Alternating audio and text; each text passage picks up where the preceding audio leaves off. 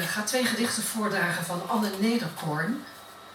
Anne was een vriendin van mij en Anne is 12 april jongstleden overleden. Ik mis Anne. Lieve, bescheiden, humoristische, vrolijke, zachtaardige, eigenwijze, feministische Anne. Ze zingen over liefde, niet over 1 op 3 huwelijken. Ze zingen over ontroering, niet over 1000 bevallingen per minuut. Ze zingen over schoonheid, niet over de prijs per vierkante meter. Ze zingen over nieuwsgierigheid, niet over 50% analfabeten. Ze zingen over plezier, niet over 1 seconde voorsprong. Ze zingen over zoeken, niet over aan zekerheid grenzende waarschijnlijkheid. Ze zingen over onrechtvaardigheid, niet over 59 gevangenen per week.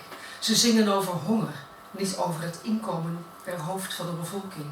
Ze zingen over schaamte, niet over 50 verkrachtingen per dag. Ze zingen over dood kind, niet over 80% verkeersongevallen.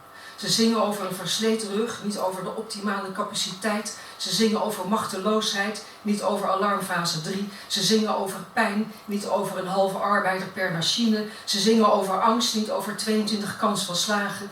Ze zingen over verdriet, niet over 200 slachtoffers. Ze zingen over wanhoop, niet over 582 gesneuvelden. Ze zingen over samen verder en niet over bevel is bevel.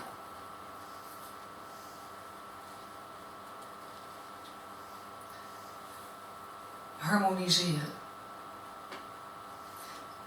Zingen op de slachtvelden kan alleen in de regen, in een goede bui, maar niet jij, kleintje.